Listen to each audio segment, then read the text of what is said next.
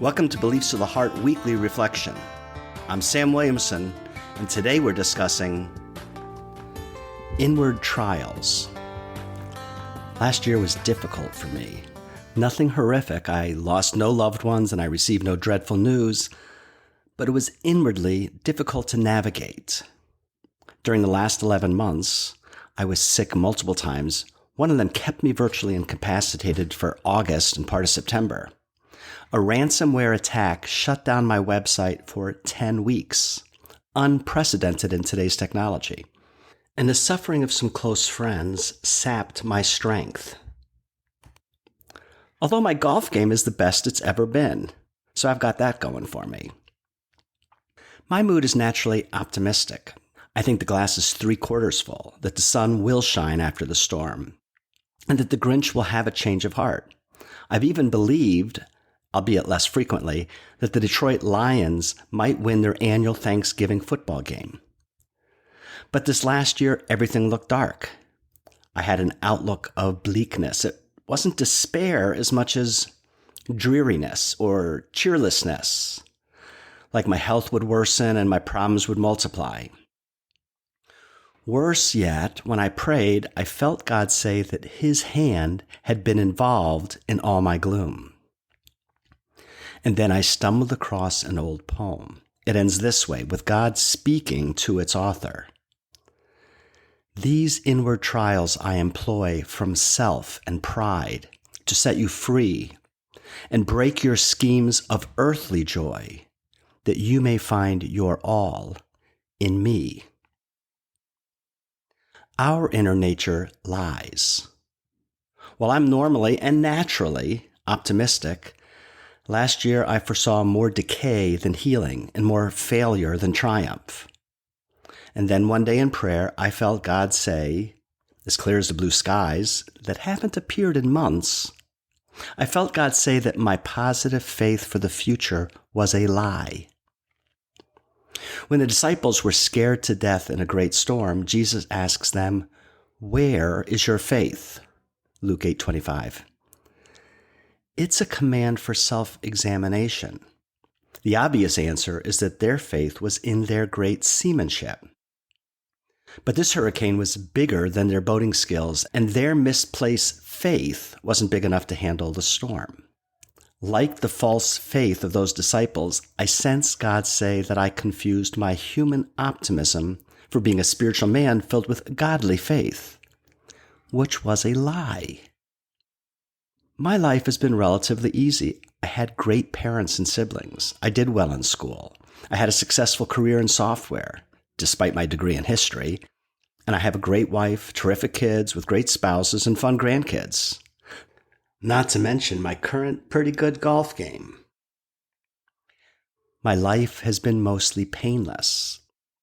And my faith has been based on my aptitudes, skills, connections, and luck. If Jesus asked me, "Where is your faith?" I'd have to answer, in a moment of honesty, my faith is in me, and maybe in my positive frame of mind. In the storms of my life, none of which were hurricanes, I've looked at the waves and seen them driving me in the direction I want to go.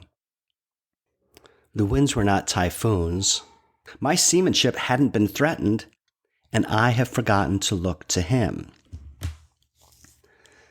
To break my schemes. Psalm 119:71 says, "It is good for me that I suffer, that I might learn your ways."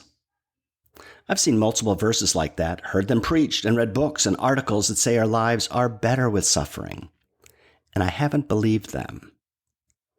The reality of my life today is that I'm older. Decay has already set in. I peaked physically 35 years ago. I peaked mentally 20 years ago. No matter how optimistic my nature is, nor how strong I believe, I can't run as fast as I used to, and my thinking has slowed considerably as well. If my hope is for this world alone, I am most to be pitied. If God loves me, if He really loves me, He has to break my schemes for earthly joy, because all my earthly joys will fade, decay, and eventually disintegrate to dust. God is calling me to find my all in Him. And in my minor suffering, He is purging me of clinging to this world. And since so much in my life is already fading, I find it easier and easier to let go of earthly self-reliance and to find more heavenly contentment. If only my golf game would suffer, I'd finally be pure as the driven snow, without the slice. Sam. I wrote this article about the year 2022, last year, but I'd say the beginning of this year, while all those issues are gone, I had another set of struggles where I was doing something for 4 months that wasn't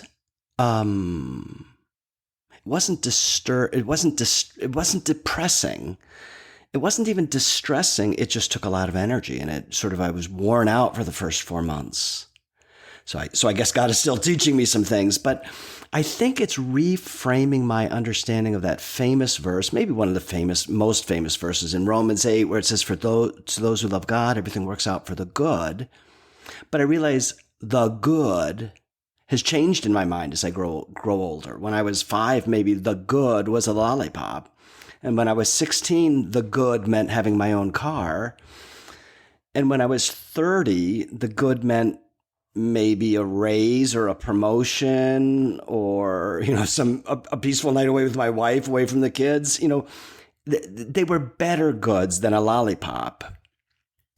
But I left my job 15 years ago to do ministry, and all the, quote, good of promotions or raises mean nothing to me now. I mean, at the time I was working, I was solving problems, I was helping clients. I don't remember any of that. The good, quote, that I remember now, end quote, is my relationship with my family, with my wife, with my kids, with my grandkids, with my friends. I mean, that's a much more mature, stable, spiritually healthy good, and maybe hopefully wiser. I think when I was younger, I thought, for those who love God, everything works out for the good. I thought, yeah, I break my leg, so I missed my job interview, so I didn't get the job. But while I was in the hospital, I met a woman. We got married and we're happily ever after. That's a kind of good. I don't think that's what the verse means, because the good I need is very often something I don't understand in that moment.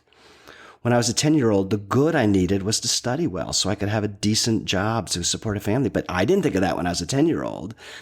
And what if my biggest problem now is something I'm unaware of? It could be selfishness, self-centeredness, greed. If God is going to do something for my good, He has to change something inside. The inward trials, in a certain sense, I think, are burning away something bad so that so my life can be richer, mainly so the life of people around me can be richer. Or if my biggest problem is hope in this world, for this world now, He has to change me because I am getting older and slower and not quite as smart and not quite as incisive. God has to change some kind of inner hope and desire and refuge. I just believe, we've heard this since we were 10 years old, and I feel like I realize that God is doing it. And sometimes my greatest difficulties are God's tender, loving care. This is God expressing His deepest love, care, affection, and provision for me by letting me go through something that is burning away something shallow.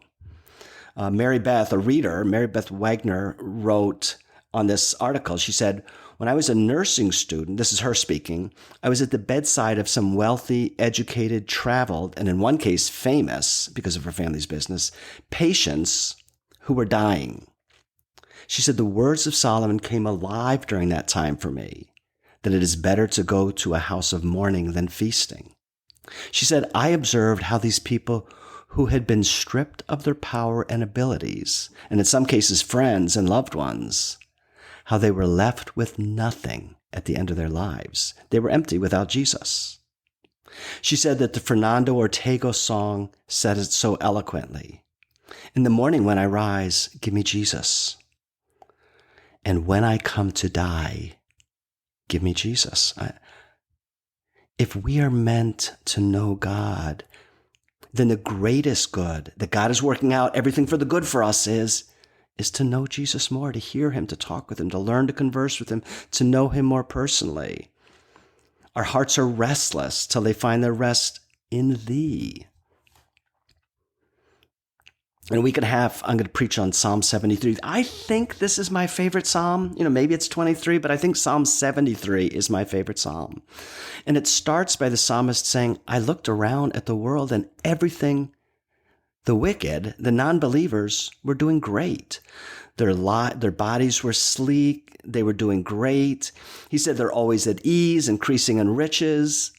And he said, when I looked at that way, I almost slipped. He says, and this is where I'm starting to quote verse 14. He says, for all the day long, I have been stricken and rebuked every morning.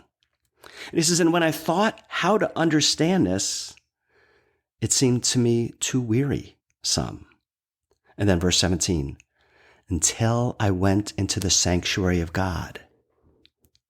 Again, his solution in the midst of seeing the wicked prosper and seeing himself suffer wasn't to get earthly satisfaction. He found his satisfaction in the sanctuary of God. Then he goes on, he says, when my soul was embittered and when I was pricked in the heart, I was like a brute, ignorant, like a beast. And I think he's right. God has given us spiritual beings something deeper than the beastliness of just being part of this world, of just the flesh. Then he says, nevertheless, I am continually with you.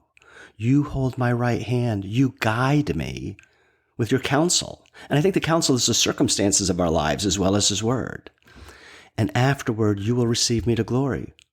Whom have I in heaven but you? This is where we're going. What do we have in heaven but you?